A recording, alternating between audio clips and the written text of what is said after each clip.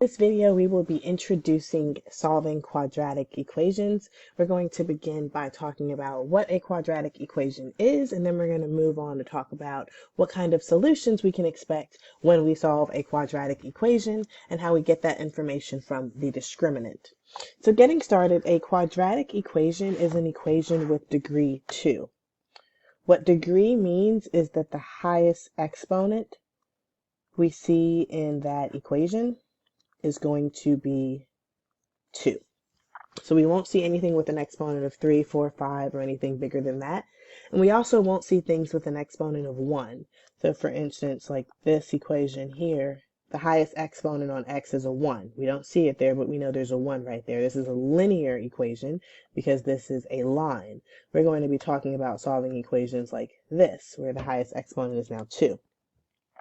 In general, the form of a quadratic equation looks like ax squared plus bx plus c.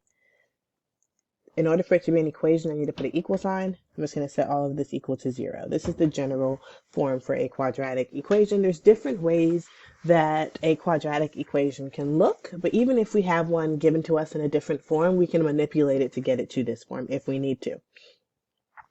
And it's important that we know that all quadratic equations can be written in this form, because once we have the quadratic equation in this form, we can then calculate the discriminant of that. So the discriminant is equal to b squared minus 4ac. And the discriminant is very important. Keep in mind, these a, b, and c's that you see right here, these letters, those represent numbers, real numbers, that are the coefficients of that equation.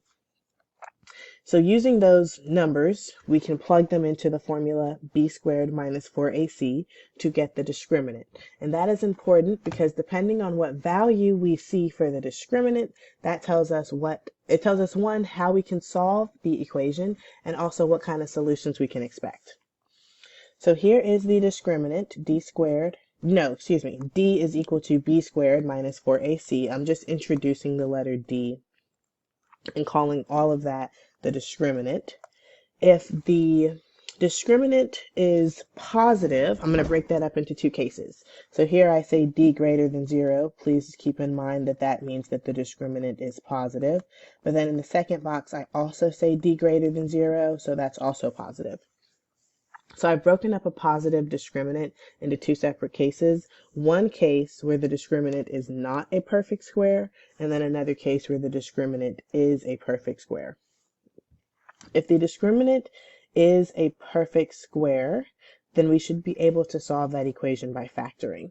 So when I say perfect square, I mean the numbers like 1 squared, which is 1, 2 squared, which is 4, 3 squared, which is 9, 16, 25, 36. If we square 7, we get 49. If we square 8, we get 64, so on and so forth.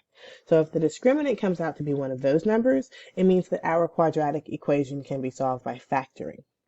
If the discriminant is not a perfect square, however, it is still positive, then we have two real solutions, and those two real solutions are irrational. Typically, when we have a discriminant that is positive but not a perfect square, we will solve it using the quadratic formula. We could also solve it using the square root method. So I'll put quadratic formula / square root method here. But in the second case, if the discriminant is a perfect square, then I know that my solutions are not irrational, but they are rational, and we can solve that equation by factoring. Can and should. I want to talk briefly about the difference between rational and irrational, so I'm using those words here. Numbers that are rational can be written as a fraction with an integer divided by an integer. So for instance, 0 is rational because that's 0 over 1. 5 is rational because that's 5 over 1. 7 over 2 is rational because that's an integer over an integer. It could also be, say, negative 8 over 3. All of those numbers are rational numbers. Numbers that are irrational are numbers like the square root of 5, the square root of 3, pi, the square root of 2. Numbers with those square roots that cannot be simplified, those are irrational numbers. But if you can write it as a fraction with an integer over an integer, then it's a rational number. So that covers the two cases where the discriminant is positive. The other two options are that the discriminant is equal to 0. If that is the case, then we have one solution to that quadratic equation, and it is repeated. It shows up with multiplicity 2. We'll learn more about what that means later on in the course.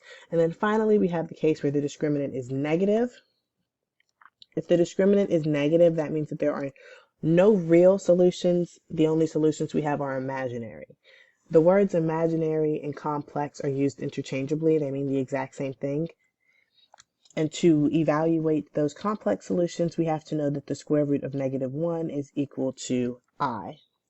Sometimes when we're solving equations, the directions may say solve for all real solutions. If it specifically asks for real solutions, then we would not include any imaginary solutions that we found, because we would only be answering the real solutions.